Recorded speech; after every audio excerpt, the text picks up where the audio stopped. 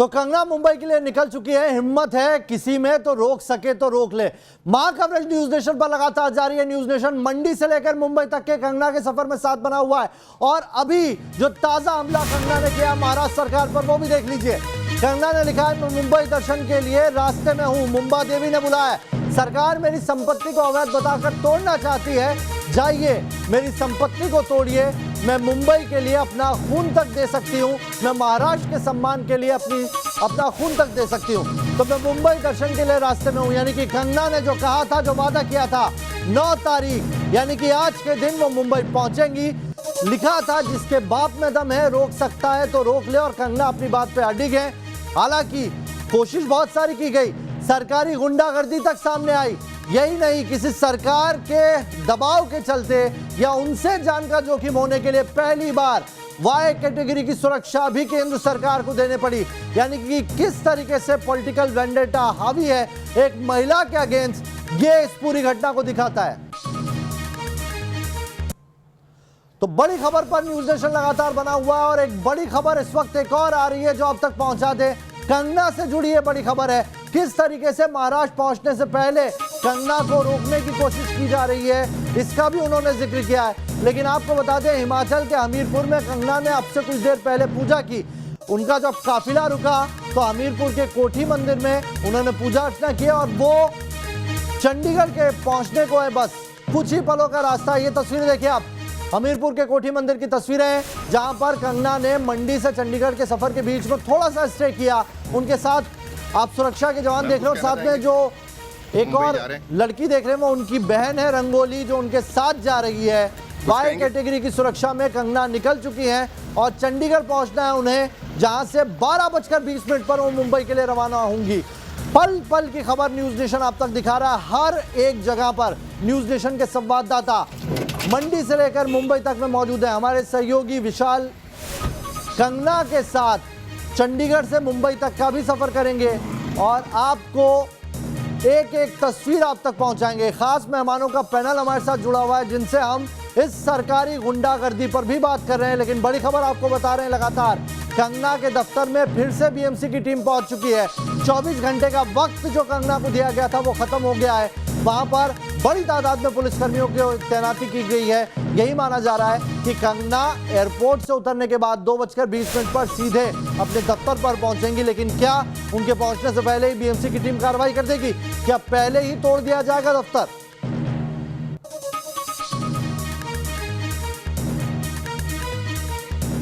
तो पूनम सिंह सामाजिक कार्यकर्ता है। पूनम जी, मैं आपके पास नहीं आ पाया था, लेकिन ये सारी जो चीजें चल रही है ये क्या इशारा करती है? एक सरकारी मशीनरी कैसे एक महिला, एक अभिनेत्री का न सिर्फ अपमान करती है, उसके बाद अब उसे कैसे परेशान किया जा रहा है। देखिए बीएमसी पहुंच गई है एक बार फिर से उनके दफ्तर पर।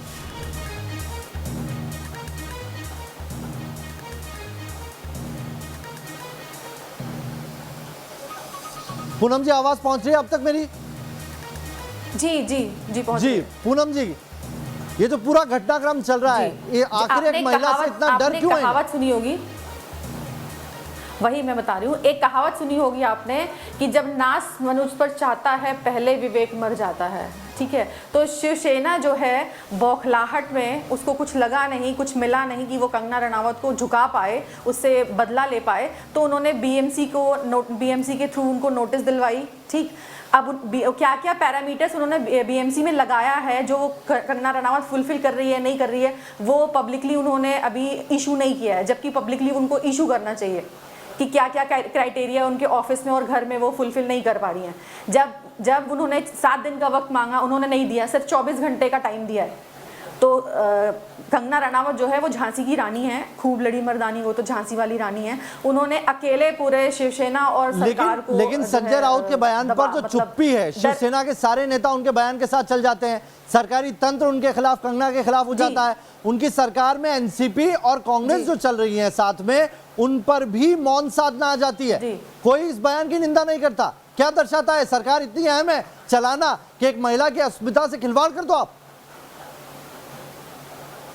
सरकार चलाने के लिए वो चाहे महिला का अपमान करें चाहे कुछ भी करें, सरकार चलाने के लिए लोग एड़ी चोटी का जोर लगा देते हैं, वही कर रहे हैं। वही कर रहे हैं। और मैं केंद्र सरकार का धन्यवाद करूंगी कि हम लोग की इतनी मांग पे उनको वाई कैटेगरी की सुरक्षा मिली है कंगना रनावत को, उसके लिए मैं धन्यवाद कहूंगी केंद्र सरकार को। पहुंचा दें। कंगना से जुड़ी इस वक्त की बड़ी खबर है, संजय राउत जिन्हें अपने बयान का अफसोस नहीं है, वो अब लिखकर उसी बात को दोहरा रहे हैं। शिवसेना ने एक बार फिर से हरामखोर शब्द का इस्तेमाल किया है। बड़ी खबर आपको बता रहे हैं, सुपारीबाज कलाकारों के राजद्रोह का समर्थन हरामखोरी है। शिवसेना के मुखपत्र सामना में संजय राउत ने जो लिखा है वो एक बार फिर से बताता है कि शिवसेना किस तरीके से अपने बयान पर न सिर्फ कायम है बल्कि उन्हें कोई अफसोस नहीं है। संजय राउत जिन्होंने उस शब्द की शुरुआत की थी, एक बार फिर से अब लिखकर सामना में उसका जिक्र किया है।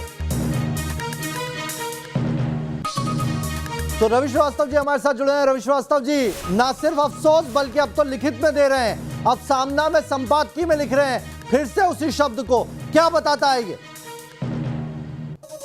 नवीन जी, पहले तो आपका बहुत बहुत धन्यवाद। आपने 36 मिनट बाद मुझे बोलने का मौका दिया और आपका पैनल वैसे ही थोड़ा सा अनबैलेंस्ड है क्योंकि इसमें 4 समर्थक हैं और एंकर भी मुझे लगता है कि कंगना रनौत के साथ ही खड़े हुए हैं जी। मुझे अपनी बात कहने का समय दे दीजिए। सर, कंगना के साथ खड़ा नहीं होगा कोई तो कौन होगा? आप महिला का अपमान करते रहेंगे और चाहेंगे कि उसके अपोज में खड़े हो।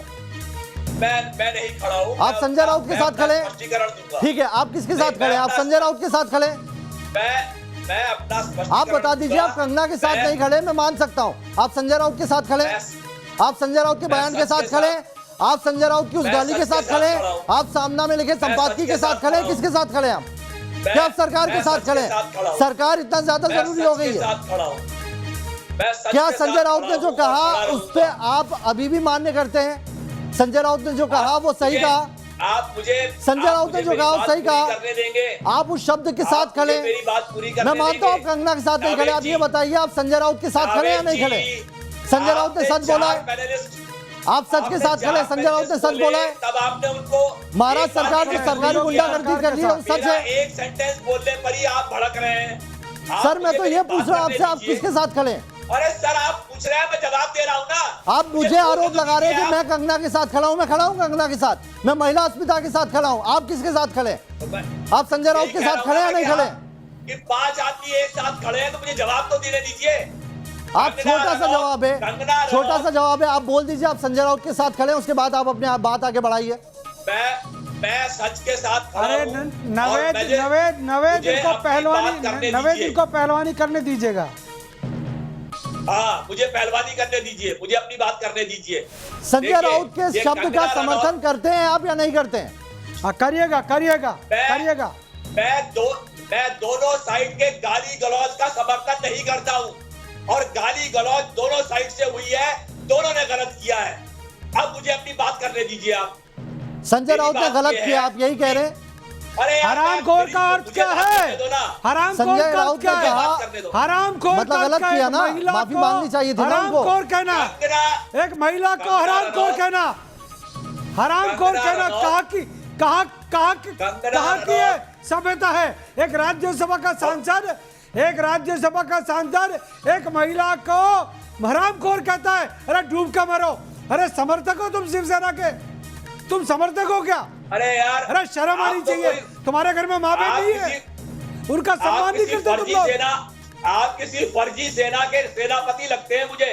थोड़ा शांत रहिए और बात सुनिए। रवि श्रीवास्तव जी, शिवसेना का समर्थन करना है, सरकार का समर्थन करना है, अपनी जगह है, सबकी आइडियोलॉजी हो सकती है, लेकिन महिला अस्मिता के साथ खिलवाड़ कैसे हो सकता है? तुम्हारा ऐसा इलाज करेंगे। सेनापति हो। अरे बाला साहब ठाकरे के नाम पर, बाला साहब ठाकरे के नाम पर अभी दिखाएंगे। भाई तो मुगलों के खिलाफ लड़ी थी। अरे सुनो, ये सर्कस की शेरनी नहीं है, ये बब्बर शेरनी है, ये बब्बर शेरनी है, बब्बर शेरनी सब दिखाई पड़ रहा है। बब्बर शेरनी है। रवि जी दिखाई पड़ रहा है कि महिला के वहां पहुंचने भर से कैसे सरकारी तंत्र एक्टिव हो गया उनके खिलाफ। कौन है वो भी पता लगेगा आपको। शर्म आनी चाहिए बेशर्मो। गाली दे रही है और वही अंबर कुछ कहना चाह रही है। अंबर, अरे उस महिला के घर को तोड़ने के लिए पुलिस लगा रखी है। अरे शर्म आनी चाहिए, गाली देते हुए। शर्म आनी चाहिए। शर्म उनकी हैसियत है तो पीओ के जाके दिखाएं। अरे एक पाव रख के दिखाएं, पीओ के क्या है? अरे शर्म तुमको नहीं आती क्या? जैसे कि संजय राउत के बोल सामने आए और कहते हो तो महिला आज उनको सरकार ने नाम सीधे तौर पे दिया है, उनको मुख्य प्रवना तो समझ में आ रहा है कि वो किस टाइप से वो बोले रवि श्रीवास्तव जी, बढ़ावा दे रहे हैं। दो महिलाएं भी हैं इस डिबेट के अंदर, वो कुछ कहना चाह रही है। पहले अंबर, उसके बाद प्रियंका जी आपके पास आता हूँ। अंबर, आप अपनी बात कहिए। और ये देखिए, सांसद जो है पालघर साधु, महिला का वो अपमान बुलंदशहर करता है। में साधु मारे गए थे, आप लोग उनकी कौन प्लीज सीबीआई चुप हो जाइए, तो मैं अपनी बात रखना चाहती हूँ। सीबीआई की डिमांड तो नहीं की आपने। और जब खून देने की बात है तो ब्लड डोनेशन बहुत अच्छी चीज है, जरूर खून दीजिए। क्या बात कर रहे हैं रवि श्रीवास्तव जी आप? आपको ये सरकारी गुंडागर्दी नहीं दिखाई दे रही है? आप कह रहे हैं दोनों तरफ से गलत बयानी हुई है, ठीक है, लेकिन कैसे संजय राउत के साथ पूरी सरकार खड़ी हुई है, ये नहीं दिखाई देता आपको? ब्लड डोनेशन के नाम पे प्रियंका राणा जी, ब्लड डोनेशन करिए भाई, अच्छी बात है, बड़े पुण्य का काम है, करना रवि जी, चाहिए। आप सही मायने में अगर शिवसेना के समर्थक हैं तो कम से कम उनको नारी सम्मान करना सिखा दीजिए। एक नारी अपने सम्मान के लिए पूरे देश के लिए खड़ी हुई है, अगर वो ड्रग्स माफिया के खिलाफ कुछ बोल रही है, कुछ कमियों को उजागर कर रही है, तो कम से कम उसका समर्थन कीजिए। भारतवर्ष की संस्कार और सभ्यता ये आपको नहीं कहती है कि अगर कोई महिला कुछ बोले या कोई अपनी अभिव्यक्ति की आजादी करे तो उसको डरा धमका करके आप चुप कराएं। आप अगर सही मायने में समर्थक है, भारत के लिए थोड़ा बहुत भी प्रेम रखते हैं, मातृभूमि के लिए प्यार रखते हैं, तो ऐसी बकवास बातें ना करिए। कम से कम इतना तो सोचिए। आप ब्लड डोनेशन की बात कर रहे हैं, क्या जब पाकिस्तान हमला करेगा, चाइना हमला करेगा, तो हम घर में बैठ जाएं चूड़ियां पहन करके और ब्लड डोनेशन करें? आगे आना पड़ता है, लड़ना पड़ता है। अगर आपके देश में कुछ कमियां हैं, आपके देश में कुछ चीजें उजागर हो रही है, उनके खिलाफ बोलना पड़ता है। नारी शक्ति अगर कुछ बोल रही है, आप डरा धमका करके उसको चुप नहीं कर सकते हैं। और अगर आप इस तरह की मानसिकता रखते हैं तो दुख हो रहा है कि हमारे देश में भी आपके जैसे लोग हैं जो नारी का सम्मान नहीं करते हैं। कम से कम अपने घर की महिलाओं से पूछ लीजिए। सारी की सारी महिलाएं आज कंगना रनावत के साथ खड़ी होंगी। तो बड़ी खबर आ रही है इस वक्त, बता दें कंगना रनौत से बीएमसी की गुंडागर्दी की एक और तस्वीर सामने आई है। मुंबई दफ्तर में जो कंगना का दफ्तर है, वहां पर एक और नोटिस चिपका दिया। नोटिस के बावजूद दफ्तर में कंस्ट्रक्शन जारी है, ये बीएमसी ने कहा है। कंगना रनौत से किस तरीके से, कंगना रनौत की टीम ने 7 दिनों का वक्त मांगा था, वो 7 दिन नहीं दिए गए। ये वही बीएमसी है जो 14 दिन की क्वारंटीन की बात करती है, लेकिन 7 दिन का वक्त नहीं था उनके पास। 24 घंटे के बाद एक और नोटिस चिपका दिया गया है। नोटिस में यह कहा गया है कि कंस्ट्रक्शन अभी भी जारी है। तो मणिकर्णिका फिल्म का दफ्तर गिराने का नोटिस लगा दिया गया है। मुंबई में एक और दफ्तर पे नोटिस चिपका दिया गया और ये कहा गया है कि कंस्ट्रक्शन जारी था और अब उसे गिराने की बात कही जा रही है। यानी कि अब बीएमसी दफ्तर पहुंच चुके हैं। हमारे सहयोगी भी वहां पर जुड़े हुए हैं, उनसे भी बात करेंगे कि अभी अपडेट क्या है। जो सुबह की जानकारी, जो तस्वीर अभी ताज़ा जानकारी है, वहां पर बड़ी तादाद में पुलिसकर्मी तैनात है। और आपको बता दें जो स्थानीय नागरिक हैं वो कंगना के साथ है, वहां की तस्वीर भी आप तक पहुंचाएंगे। तो कंगना रनौत से बीएमसी की गुंडागर्दी जारी है। आपको बता दें कि एक और नोटिस दे दिया गया है बीएमसी की तरफ से। कंगना के जो फिल्म का दफ्तर है वहां पर चिपका दिया गया है। 24 घंटे का अल्टीमेटम दिया गया था पहले। कंगना की टीम ने 7 दिनों की मोहलत मांगी, लेकिन बीएमसी ने देने से इनकार कर दिया और अब एक और नोटिस दे दिया गया है, ऑफिस को गिराने का नोटिस। और बहुत मुमकिन है कि कंगना पहुंचे मुंबई, उससे पहले ही शायद बीएमसी कुछ कार्रवाई भी कर दे, क्योंकि जिस तरीके से सरकारी वेंडेटा दिखाई पड़ रहा है वो साफ इसी तरफ इशारा करता है। ये वही बीएमसी है जो ये कहती है पहले कि कंगना अगर मुंबई पहुंचेंगी तो 14 दिन क्वारंटीन होगी, लेकिन 7 दिन का वक्त नहीं है उनके पास देने के लिए। पंकज बने हुए हैं कंगना के दफ्तर के बाहर से। पंकज, क्या कार्रवाई भी अभी चालू कर देगी बीएमसी?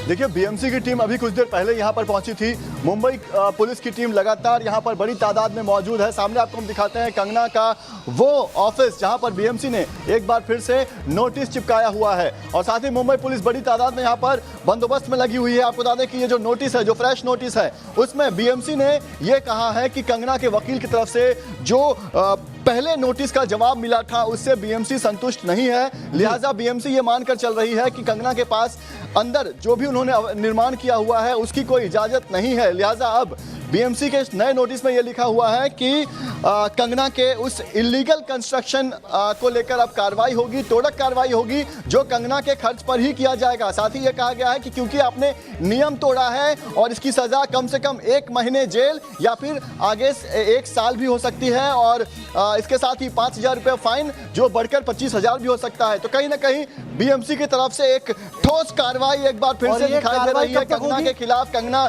अभी नहीं पहुंची हुई है, वो मुंबई आज आने वाली है, लेकिन आप देख सकते हैं किस तरह से बीएमसी एकदम से कंगना के पीछे हाथ धोकर पड़ी हुई यहां पर दिखाई दे रही है। जी बहुत बहुत शुक्रिया पंकज आपका। आप बने रहिए इस खबर पर, देख सकते हैं आप किस तरीके से पुलिस वहां पर मौजूद है और बीएमसी अब सरकारी गुंडागर्दी कैसे चल रही है वो साफ देखा जा सकता है। मां कवरेज जारी है, खास मेहमान भी जुड़े हुए हैं। एक छोटा सा ब्रेक ले रहे हैं, तुरंत हाजिर होंगे।